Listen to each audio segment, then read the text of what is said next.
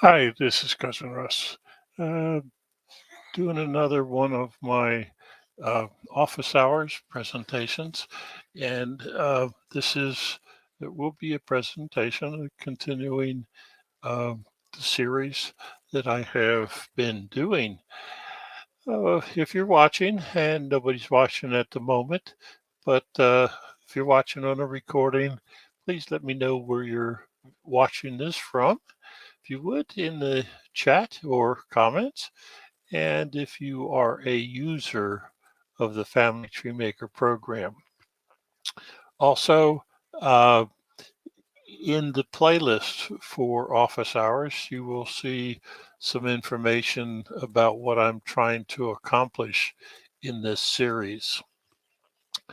And I have a blog, and the blog is in the banner below the screen. There you go, if I can keep it on. So let me get started with what I want to cover today. And here we go. Okay, and let me get myself off the screen and we'll get going. This series is a follow up. Uh, the series is about my workspace rules in Family Tree Maker. I have them. I have talked about a bunch of them. And one of the comments on one of my early ones was that um, I would be interested in hearing more about your rules and the tasks, what they are and why. Hopefully, I will give the why question a shot today. Um, I've been going workspace by workspace, and as I've been going on, I have hopefully offered some tips and tricks in each of the workspace. And I have said before, I am concerned about to see what I want you to see. Someone finding my file, my ancestry member tree, a book that I may have created. So there's some information about what I want you to see. I use also consider the filtering and sorting feature of Family Tree Maker. I see that someone has joined my live stream. Please let me know where you're watching from in the chat or comments. So these are my family rules, and I've covered each of the workspaces. So now what? The answer, and this may get to the why of the what I have been talking about with the rules. Why do I have the rules?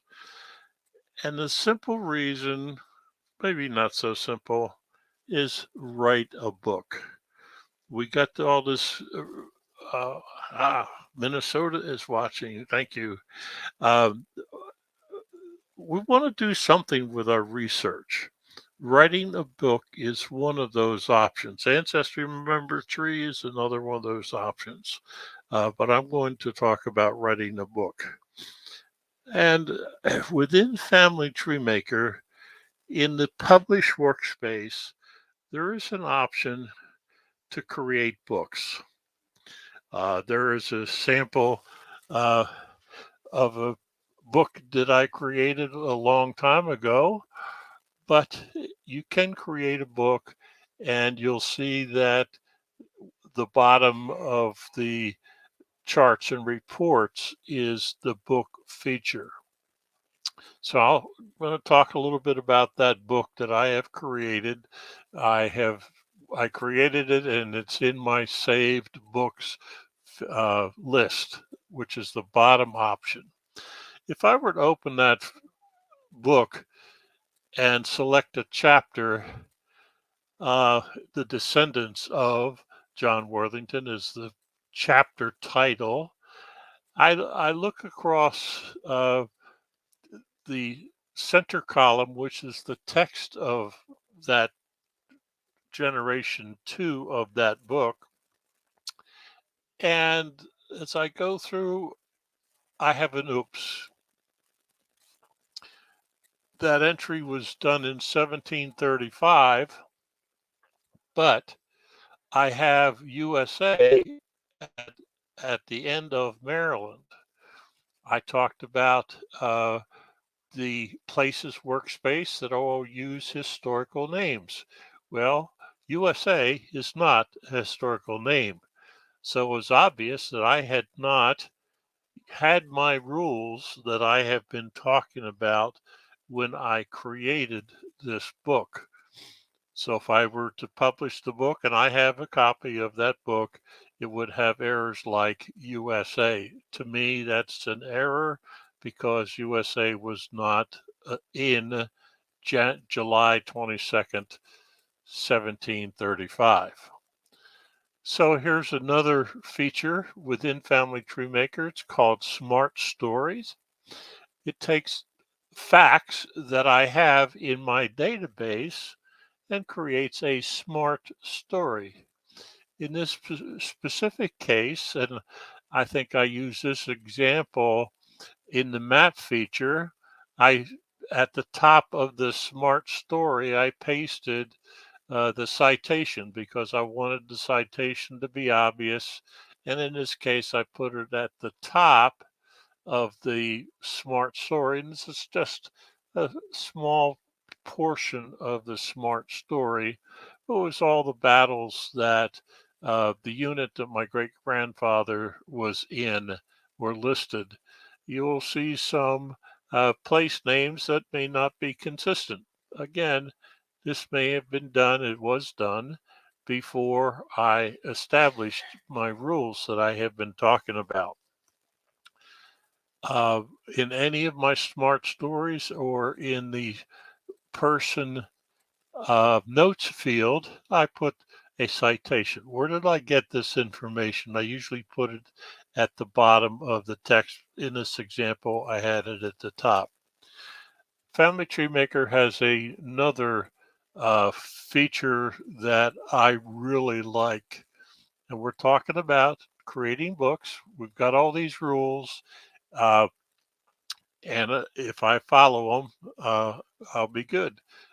I saw a couple more people watch the live stream. If you would just let me know where you're watching from in the chat, the live chat box on the right, or leave it in comments at the end. Another feature of Family Tree Maker is the Family Book Creator. It is a plugin that can be found in the Tools menu under Plugins, Export to the plugin, and Family Book Creator 2017. The plugin is now uh, Family Book Creator 2019. It has been updated and hopefully in the near future will be available for the Mac.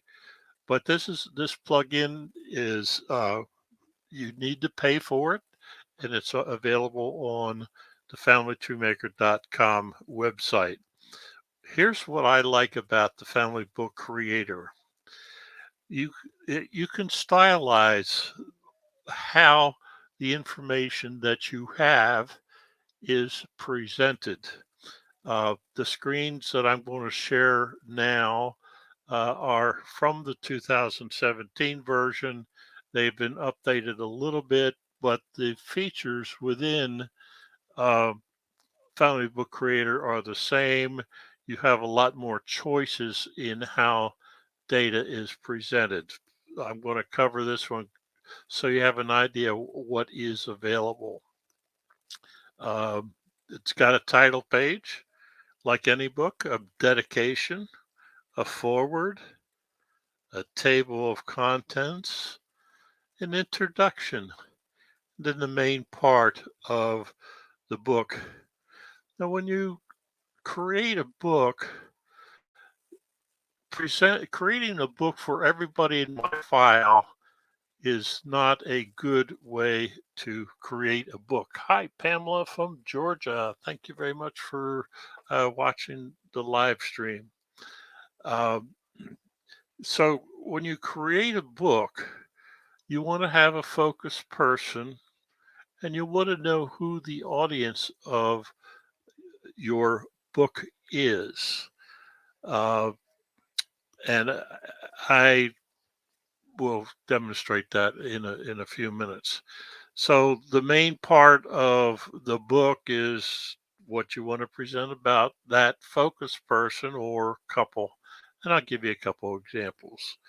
The really nice piece about the book is indexes. Now, it's not just the index of people. You have the option to have an index of the places. The rules that I've talked about in the place names is an example of why you want to have a set of rules. Whether you use mine or your own, it doesn't make any difference. But with my set of rules that I use in my file, the place name index is awesome. Let me give you a couple examples. One of the first books that I created was for my dad's family. The picture at the bottom is a picture of uh, my dad and his siblings when they were young. And the book was, hi, Randall. Thanks for joining from Clearwater, Florida. All right. So, this first book that I created was for my grandfather, actually, my grandfather and my grandmother. So, it was about that couple. And it was just for me to help write my first book. And I wasn't sure what I was doing, but I wanted to focus on my grandparents. I had some pictures of my grandparents, and there they are, and they came from the family book creator. Uh, and that's been updated since I did that. So it was just my first time creating a book, creating the output of my data, and it was before I had the rules that I have covered in this series. So a couple years later, my parents had their 60th wedding anniversary. So the cover is a little bit different and the pictures are a little bit different. The stories within the book were different because it was a focus on not my grandparents this time, but my parents. A couple years later, my dad died.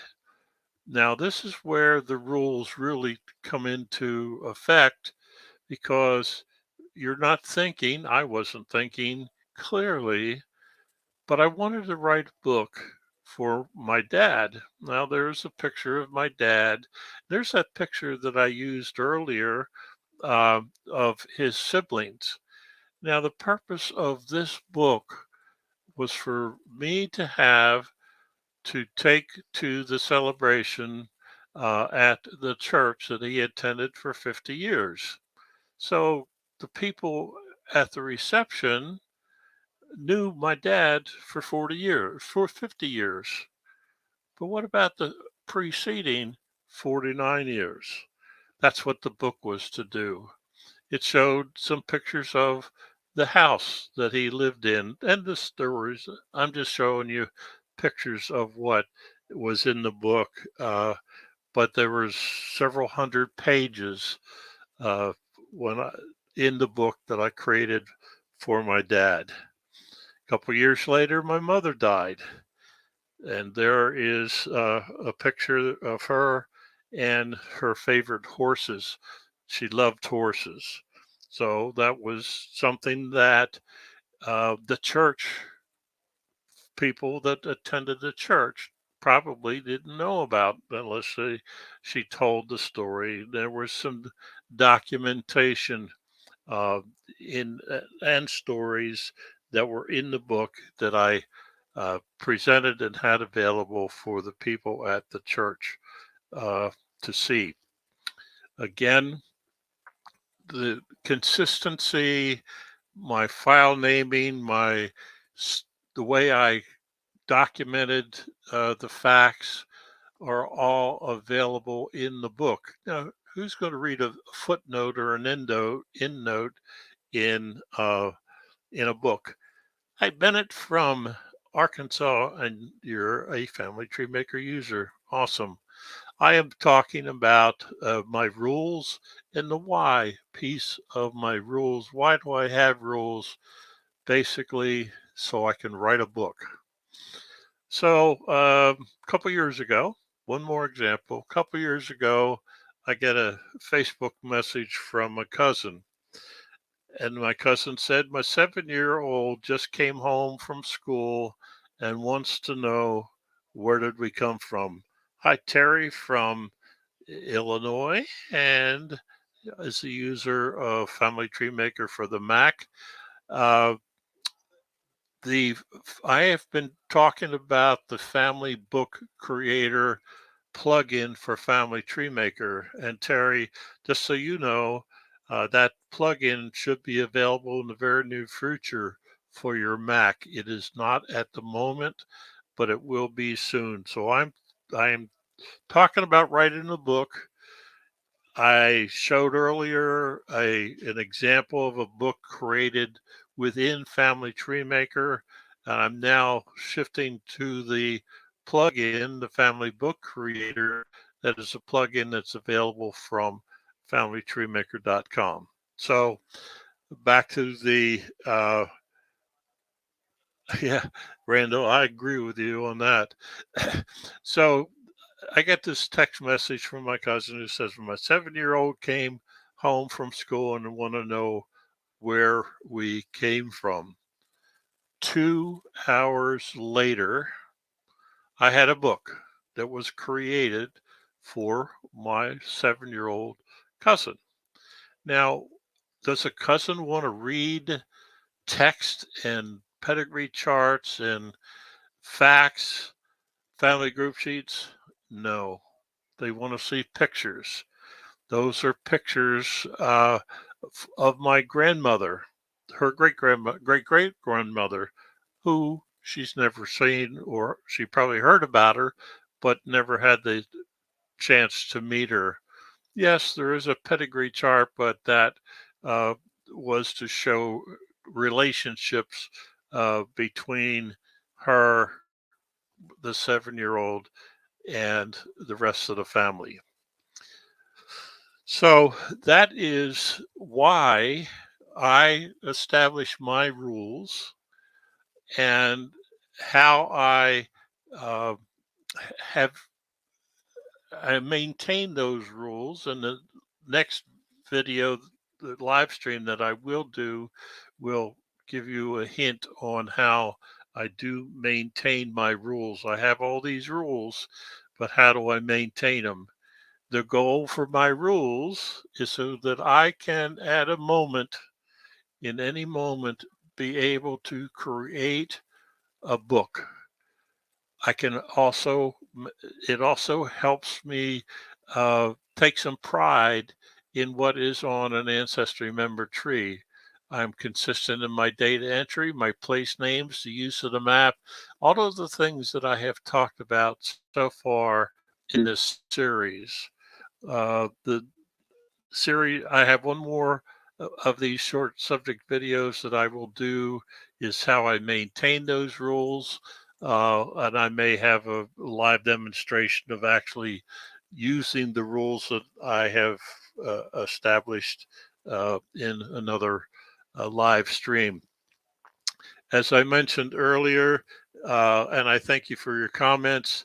As I mentioned earlier, look at the playlist description for office hours, and I have tried to document how I. Most of you have let me know where you're watching this from, and I appreciate that.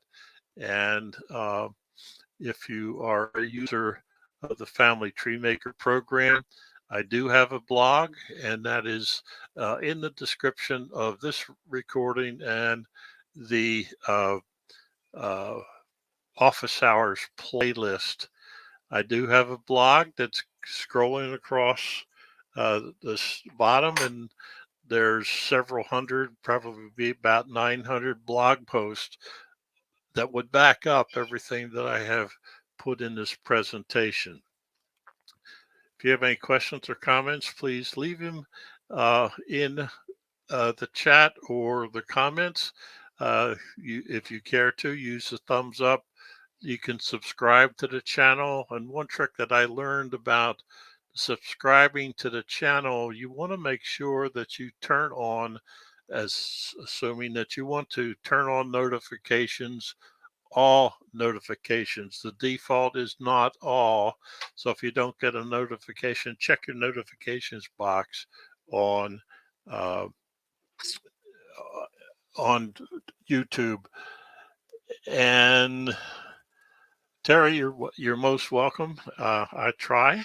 I may not be so helpful on the ancestry side, but family tree maker, yes, I hopefully I am. Okay, thank you very much for stopping by, and have a great day.